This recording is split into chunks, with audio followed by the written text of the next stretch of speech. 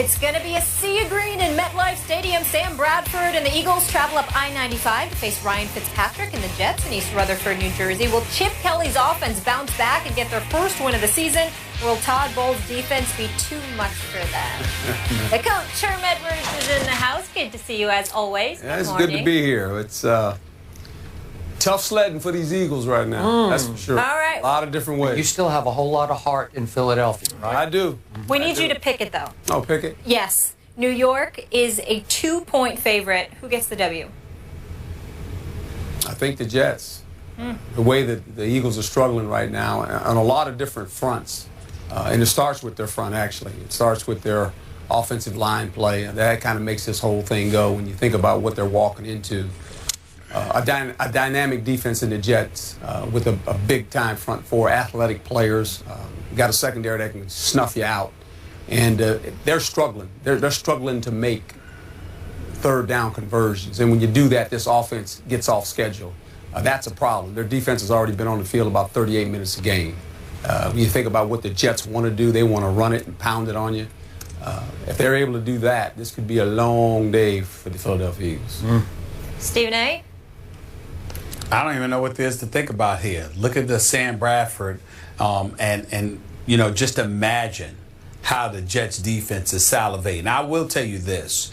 I'd give the Eagles half a chance if Darrelle Revis for some reason isn't able to play in this game, because without Darrelle Revis, even though you still have Cromartie and Screen and you know, just the crew of dudes back there with that David Harris, Gilchrist, and all of those guys, I just think that losing Revis takes away something from any team. Having said all of that, I expect them to play. And when I think about the Philadelphia Eagles, I think their defense looks a little bit better. I don't think that Jets offense is that great. They left a lot of points on the board against Indianapolis as far as I'm concerned. But defensively, I just don't see how they're not going to have a field day with this Eagles offense. Jordan Matthews is relatively young. So is Huff.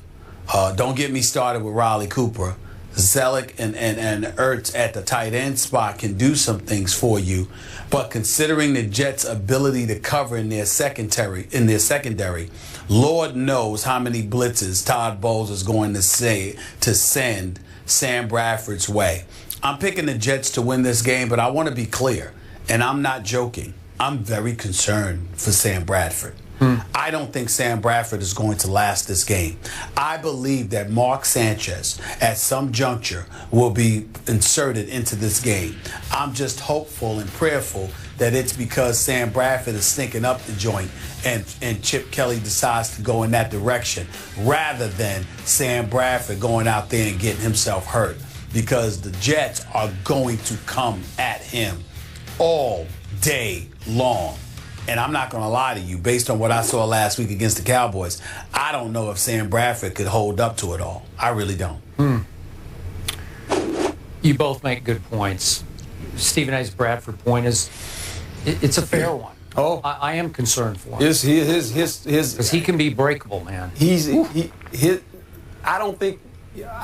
I think he has courage. He does. He has to, you know, to come back from what he's come back from, but he's going to be tested this week. Stephen A. makes a great point, because they're coming to get him. Now, I'm going to do something I rarely do on this show. No, you're not going to do it. Don't do it. Don't do it. No, I've been thinking about this since last night, and I wanted to hear what each of you said with the conviction with which you were going to say it. I've been doing this for a long time. And this is the classic case of the world thinks this is going to happen, and it doesn't. The world is on, you want to talk a bandwagon? It is dry. It's gone over the crest of the hill, and it's going 100 miles an hour straight downhill, maybe toward doom, because the betting public has bet this game from Eagles by 2.5 all the way to Jets by 2. That's a 4.5-point swing, and trust me, that is significant. It's monumental. It's a dramatic shift. Millions of dollars are being bet as we speak on the home team, because the other team looks to be a disaster. And I agree it is a disaster, but it's still a pro football team. And just 2 weeks ago, a lot of people thought it was a really good team going back just before the season started, right? Because a great offense. lot of people picked this team. I think a consensus picked this team to win the NFC East. I'm pretty sure of that. Yeah. I know Stephen A. did, and I can't quibble with that. That's right. Okay? I did. So in 2 weeks, how can they go from that to that? I saw one sign of life. I saw the second half at Atlanta when, I don't know what happened. Sam Bradford got it in gear. He got a little rhythm going. They were protecting him. It was bing, bing, bing, bing, bing. They got the Falcons a little bit on their heels. And I thought they looked like the Eagles, like they did in those 4 preseason games, right? In the second half at Atlanta. And they should have won the game, but the little kicker missed the 44-yard field goal, right? That would have probably won that football game. Why kick then on 4th and 1? I don't know. Why don't you go for it? You went for it when you're on the minus 30. You did. You did. You have to. You got to go for it. Little Cody Parkey has been in a mental slump, and you've had those kickers who start to go south mentally, and they just can't get it back. But Chip is proud to a fault. He goes down with his own ship sometimes because he says, "Oh God, I picked this kid, and I'm going to stick by this kid, and I'm going to let him kick this." Right? Right. What? I get where you're coming from, Skip, but I don't think this game is really about that. I think this is a type of game. Don't get me wrong, all bets are off if somehow, some way Malcolm Jenkins and the crew are able to force Ryan Fitzpatrick into a few turnovers. I get you there. But outside of that, when you look at the Philadelphia Eagles as constructed from a personnel standpoint against this defense, what you gonna do? I mean, your best receiver is Jordan Matthews. We all know he can really, really play, Skip, but he's just a second-year player with Screen, Revis, and Cromartie in the secondary. I mean, I can't ignore that. I can't ignore the absence of help I anticipate Riley Cooper being able to provide. Chip Kelly literally talked about his schemes are not the problem. It's the execution. Yeah. So this is how he thinks. And even, let's say, for example, Skip, even if the offense is playing at a fast break pace, and at least, and let's say at the beginning stages, it's working. Ultimately, you've got your defense out on the field too much. You'll have a Jets offense that's not exhausted.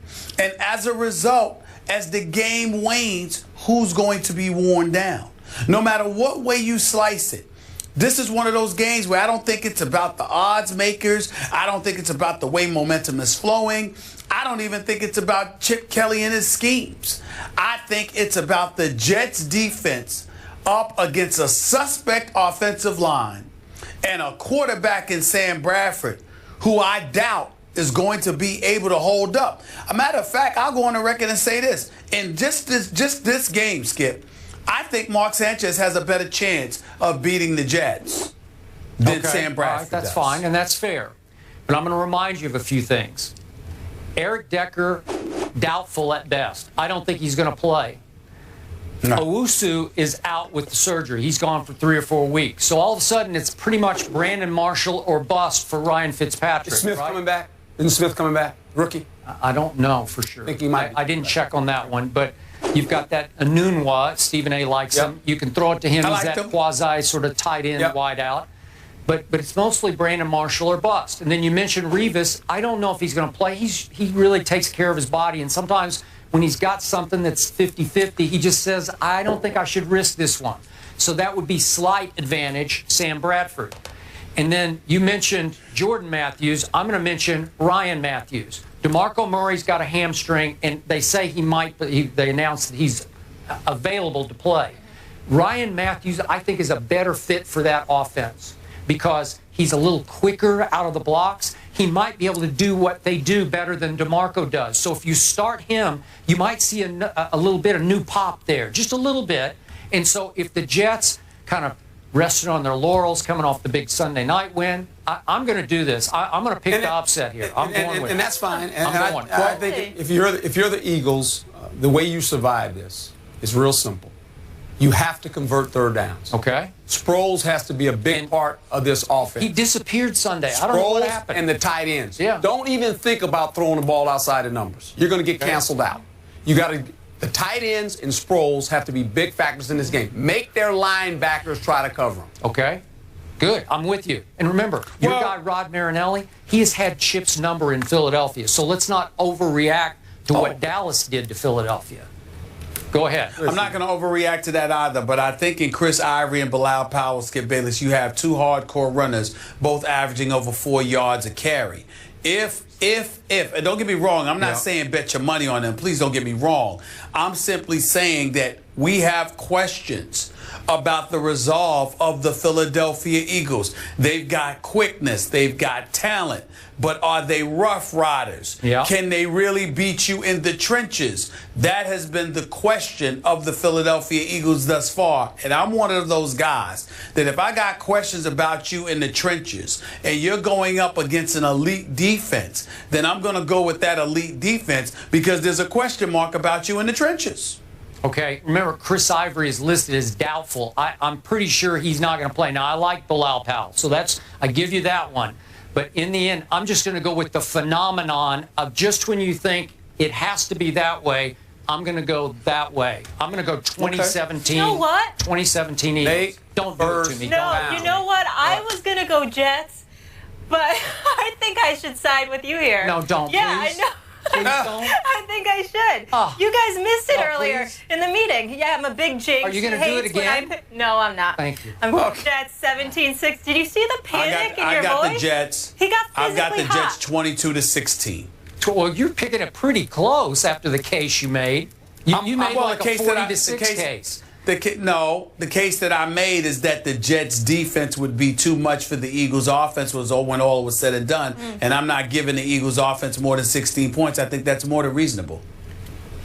I don't do points. I'm hoping I'm wrong. Yeah. Okay. We'll see. Someday he's going to learn and come around that I'm really good luck. Oh, you're good luck. Okay. To the other New York team, the New York Football Giants, they got a win at home. Are they now a real threat in the East? Herm will stick around for that one. We're going to tackle that subject next. Stay here.